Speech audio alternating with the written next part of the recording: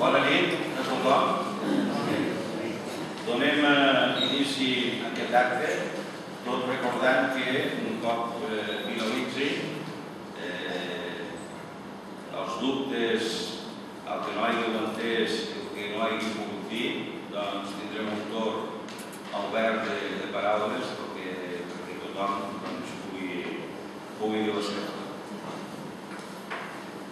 Som a les acaballes de la legislatura 2007-2011 i el nostre grup municipal volem fer esment del que han representat 4 anys de la política del govern de Convergència i Unió al nostre ajuntament. Volem fer palesa de quina manera ha inserit aquesta política en l'actual conjuntura econòmica i social del nostre municipi, quina és la situació actual i de com aquesta política pot ser determinant a l'hora de projectar el nostre municipi cap al futur. Per això, hem volgut fer un repàs de les qüestions que al nostre entendre són més rellevants i que han marcat una política sectària que menysprea aquells representants electes que no formen part de l'equip de govern. Que no es té en compte a la ciutadania a la pesar de que s'excusi en la mateixa de manera reiterada per poder dur a terme els seus objectius. Un govern que aplica la llei de l'embut a tots aquells que manifesten la seva disconformitat davant el seu equip de govern, que en definitiva ha posat l'Ajuntament en una situació que hipoteca el futur de l'Ajuntament i té retruc al nostre municipi. Nosaltres, els del no, els que no hem tingut cap tipus de por d'oposar-nos cada vegada que hem cregut necessari a les males polítiques de l'equip de govern de CiU, malgrat que se'ns hagi tractat de tot i res bo. Per això, els que som dipositaris de la confiança que ens heu atorgat i que exercim la responsabilitat inherent al càrrec de vetllar pel compliment de la llei, nosaltres, els del no, com ens anomena el senyor alcalde, som aquí avui per explicar-vos a grans trets en quina situació ha deixat el municipi de Tivissa 4 anys més del govern de CiU a l'Ajuntament. I per això cal que fem unes pinzellades sobre diverses qüestions. I per això parlarem dels drets dels regidors, de la privatització del servei d'aigua, del POM, d'habitatges de protecció oficial, de pressupostos, de deutes, de pla econòmic financer, de parcs eòlics, de sentència de treballadors i del canvi model. Doncs cal que parlem ara sobre els drets dels regidors. Durant tota la legislatura hem sol·licitat formalment informació a l'alcalde del nostre ajuntament d'acord amb la llei. Aquesta informació se'ns ha estat denegada, la immensa majoria de vegades, no rebent cap resposta formal. El fet de no rebre cap resposta formal s'interpreta que la sol·licitud és acceptada per silenci administratiu. Però quan ens personem a l'Ajuntament per accedir a la documentació, la resposta és que sense el pertinent permís de l'alcalde no es poden lliurar res. L'incompliment reiterat de la llei i de la inhibició dels seus deures com a govern municipal ens va obligar a presentar una moció al ple de l'Ajuntament perquè l'alcalde, junta de govern i secretària habilitada complissin estrictament amb els seus deures i obligacions inherents al seu càrrec amb el compliment de les lleis. La moció fou aprovada per unanimitat de tota la corporació, però evidentment sense cap tipus d'efectivitat. Aquesta situació reiterada en el temps impedeix de manera flagrant que no puguem exercir el control i fiscalització de l'equip de govern com és la nostra obligació i ens situa de facto en una situació de total indefensió.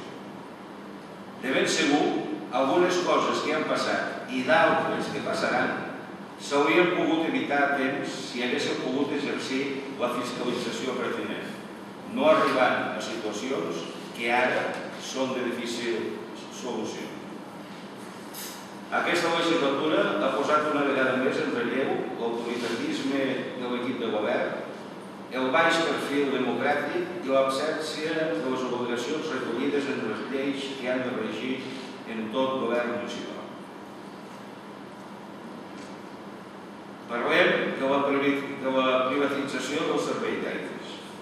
Com tots sabeu, l'Ajuntament va externalitzar el servei d'aigua a l'empresa Aquàtica. En el conveni signat amb aquesta empresa s'adquirien uns compromisos que l'Ajuntament no ha fet complir, com són, entre altres, la substitució de la xarxa d'aigua domiciliària, clavegueram i pluvials, havent de començar l'any 2006, que no s'ha fet. Una oficina d'atenció als abonats, magatzem i parc mòbil per atendre amb urgència i eficàcia les avaries del servei. Ni magatzem ni parc mòbil, només s'ha complert el compromís de la creació de l'oficina i, com tots hem pogut observar, s'ha fet amb 6 anys de retard. També el compromís de subrogació del personal de l'Ajuntament. Els treballadors encarregats del servei d'aigües de l'Ajuntament havien de passar a ser contractats per Aquàlia amb les mateixes condicions laborals i salarials fins que durés la concessió, podent ampliar el nombre de persones en cas de ser necessari. No s'ha fet. Ni tan sols s'ha creat la comissió de seguiment ni el reglament del servei per al seu control i fiscalització, igual com ha passat al càmping d'Albert, i així ens ha anat. Cal que sapigueu que l'Ajuntament, el 2005, ja va cobrar el 75% del cànon que teníem que anar percebent any rere any durant els 25 anys de la seva concessió. Això vol dir pa per avui i gana per demà. I pel vostre coneixement, us hem de dir que l'Ajuntament ha aprovat l'any 2011 un augment del 3% d'increment del preu de l'aigua, sense passar del ple i complir una vegada més amb la seva obligació. Cal que parlem ara del POU. Com tots sabeu, a l'inici de la legislatura, el nostre grup municipal va presentar una moció on demanàvem la retirada de l'avantprojecte del POU i la creació d'un de nou, més sostenible i més d'acord amb les necessitats reals del municipi. Val a dir que la retirada d'aquest POU va ser possible gràcies als vots favorables d'Esquerra Republicana, dels independents de la Serra d'Almos i del nostre grup municipal d'iniciativa entesa pel Progrés Municipal. Si avui ens trobem sense un pla d'ordenació urbanística municipal és precisament perquè l'equip de govern de CIU està incomplint aquest acord de ple en el que demanava, a més, la creació d'un nou POU amb la participació de tots els agents polítics i socials. En 4 anys, l'equip de govern de CIU ha estat incapaç de redactar un nou POU, que és un requisit legal indispensable perquè tots els ajuntaments, incomplir la llei una vegada més. Ara parlarem d'habitatges de protecció oficial.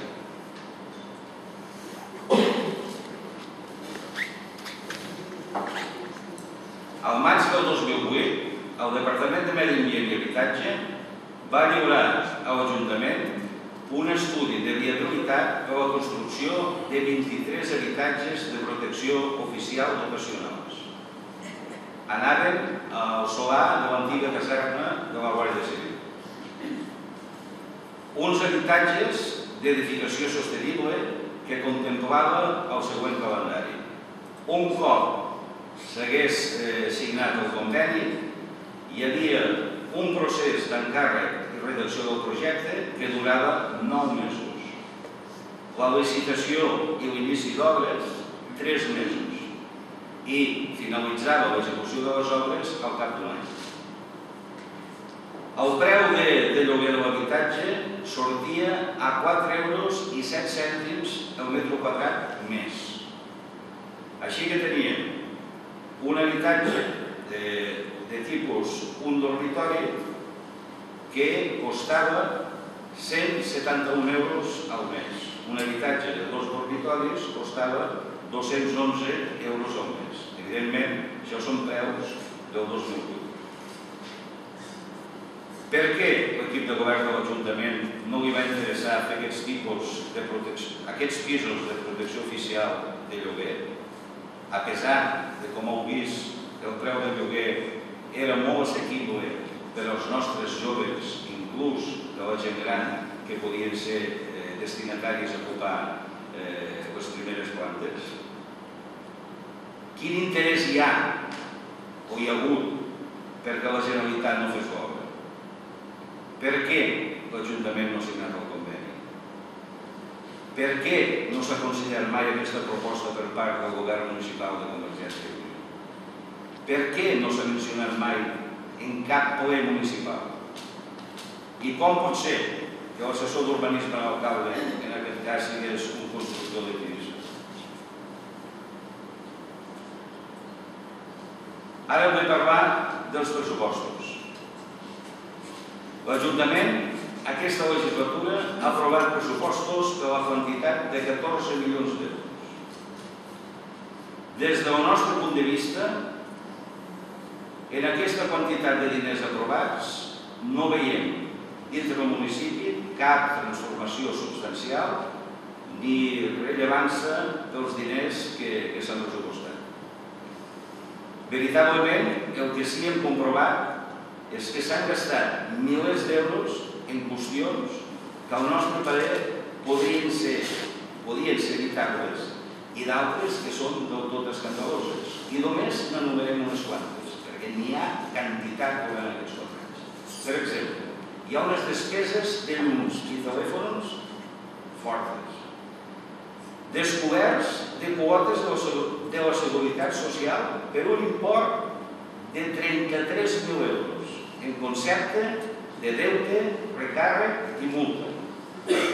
Despeses de festes de 200.000 euros, amb uns ingressos de 44.000.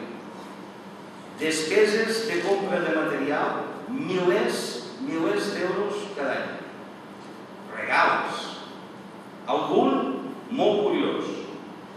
Amb un participant de la cursa de la muntanya li van fer regal per un valor de 4.440 euros. Vermuts, 3.000 euros. Assessorament d'abogats, de 700 euros cada mes.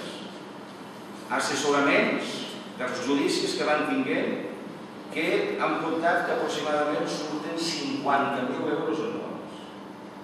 Sous d'assessors d'entre 3.000 i 4.000 euros al mes, 2 dies a la setmana. Ara n'hi ha un altre d'un nou assessor de 5.000 euros al mes. Podríem continuar, però és que no acabaríem mai. Com podeu comprovar, això sembla Hollywood. Cal que parlem també sobre deutes. El deute existent, quan nosaltres vam deixar l'alcaldia, era de 420.000 euros, que equivalia al 7,37% d'endeutament amb un ràtio que era del 25%, que era el que estava legalment establert. El 7,37% del 25% que ens podíem endeutar. L'amortització anual era de 45.000 euros, que, com es pot comprovar i constatar, a l'any 2003, els comptes aprovats amb el vot favorable de l'actual alcalde. L'assemblea que va fer el grup de Convergència i Unió, que es va fer l'any 2004, per explicar el deute que havíem trobat, era de 606.000 euros. 606.000. Això el 2004. Al butlletí d'informació municipal de juliol del 2006, l'equip de govern dona a conèixer una vegada més la situació econòmica real segons l'estudi econòmic i financer que l'Ajuntament havia fet mitjançant